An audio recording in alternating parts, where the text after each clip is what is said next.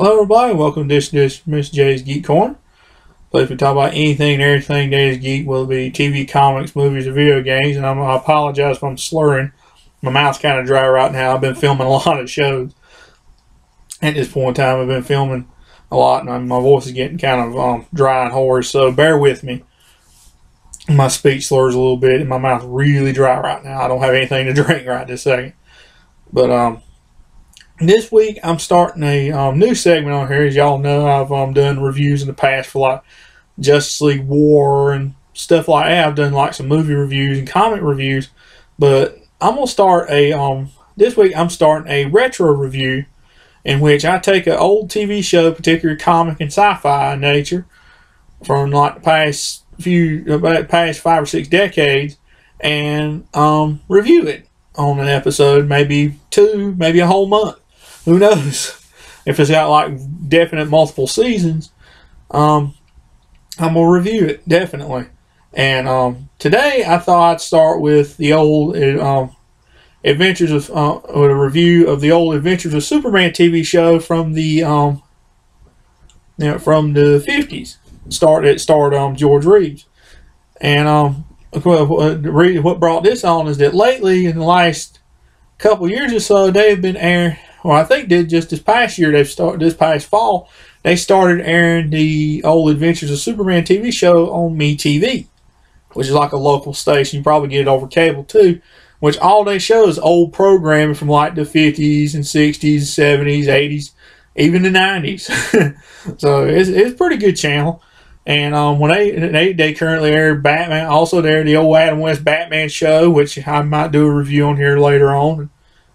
On a future episode, and even the old Wonder Woman show, which I'm definitely might do a review since maybe I get my hands on season 2. I haven't got that yet, but I do a season 1 review, so stay tuned. And they've even got the old Star Trek show on there too, the original Star Trek with Kirk and Spock on there. So it's definitely good, and that's just their Saturday night schedule.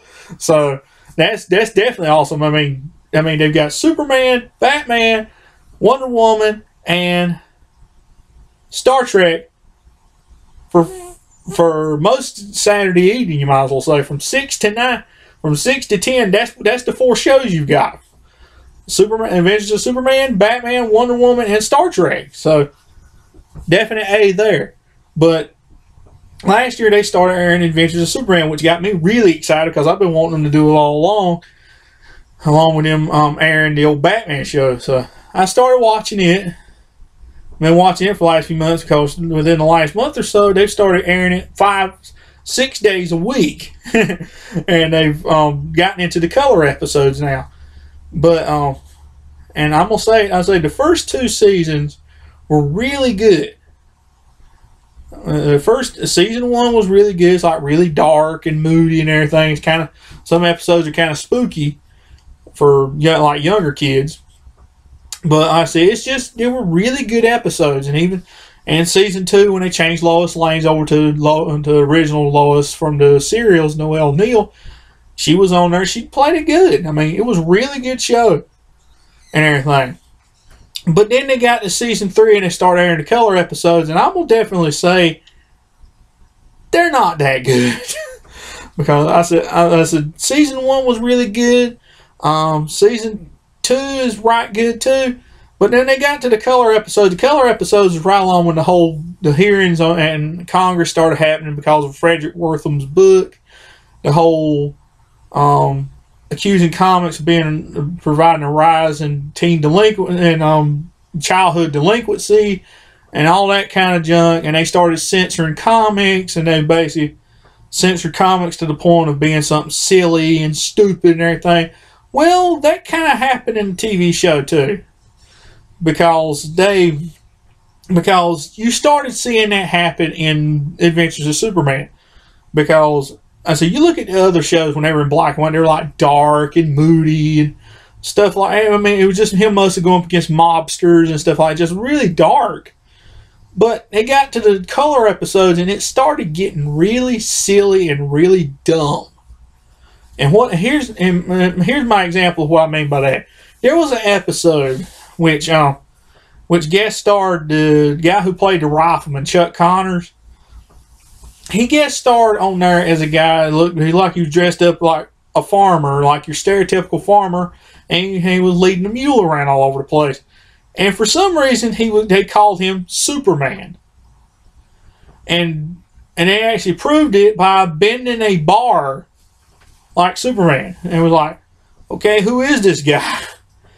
And shoot, even later on in the episode, he picked up a woman's piano in her house with the greatest ease. And like, who is this guy that calls himself Superman? It's from some backwoods sounding county, town, whatever, out in the boonies in the country somewhere. Well, there was this character in there that was like a mobster and everything, and for some reason you think he's just got out of jail, like they're going to maybe plot revenge or plot something else. No, he plots to try to do something like try to get an ex-girlfriend or somebody from high school to get a pie from her. So he goes there and tries to do the whole thing. He tries to, and the whole thing is that a woman wants the Superman to send a pie to her husband in the Arctic. And the Chuck Connors farmer brown Superman guy shows up, and he does this. Then the mobster shows up, won't know where the pie is, and he tracks this dude all the way to the Arctic after a pie to steal a pie. Basically, the point of the whole episode, and eventually the real Superman shows up, and there's this whole thing. Don't still understand the whole bit of it because I just got so confused. I was missing bits and pieces there because it just got so silly and so stupid. A mobster, a super strong farmer Smallville type, and Superman. And I said these two guys are bickering over a pie, and Superman playing ref, you might as well say. And eventually the guy gets frostbit, and he gets sick, and he ends up with a cold in the end, and all this. I was like, all this over a pie? I was like, this is what you would call the Frederick Wortham effect, because it was I remember they talked about in that Superman documentary from back 2006. They said it made sure that everything was family friendly and patently inoffensive. Yeah, you get to the point where you basically neutered everything. You basically just took all the edge out of it and watered it down and lobotomized it. Or as I would say nowadays, you Disneyfied it. Because to me, it's silly. Not as silly. It's just about as silly, but not getting to that territory. It's getting toward that territory, but it ain't the Disney territory of dumbness and silliness. It's about brainless. I mean, I watch, and it ain't only in there. There's episodes like Lois is mistaken for a reincarnation of an Egyptian queen and all this junk. And I think there was one where and then I mentioned in that special, it says some of the situations may have been a bit bizarre, but it was still a hit. When he said bizarre, he was taken off in a suit of armor dressed like a knight. Superman. What in the world? But back then, it didn't really matter because it was Superman and they liked it. I mean, shoot, the show ran for 7 years. And 7 years, but I'm going to say it. By today's standards, I don't know how it lasted that long. I mean, compared with like Superboy and Lois and Clark and Smallville and Justice League and Superman animated series from the 90s, I don't know how in the world that show lasted as long, 7 years. I'm going to say, had George Reeves not been killed, he would have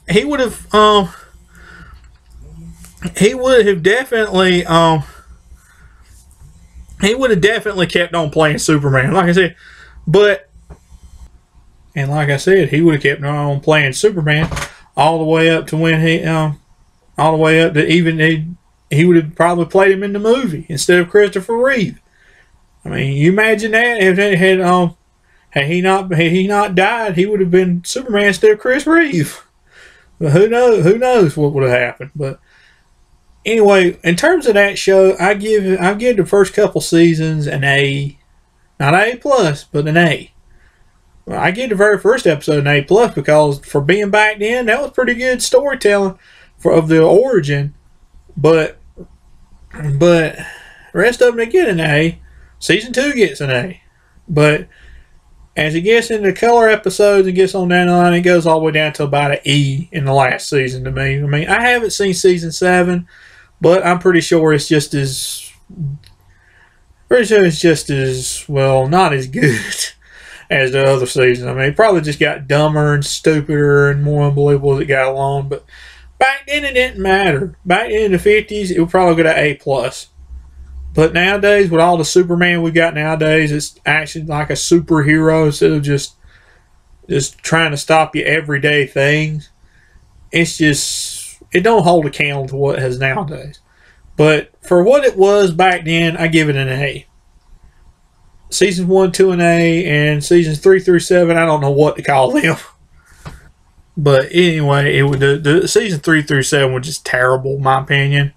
I mean, it had a few light spots here and there, but it just, all in all, was not very good. I mean, with the whole thing that happened with Frederick Wortham and the congressional hearings and basically just censoring comics to make sure that they'd make sure they don't offend anybody and don't get the government, don't get Congress on them again. They just made them inoffensive, where parents could buy them and not worried about anything. But I'm convinced that's what made everything silly.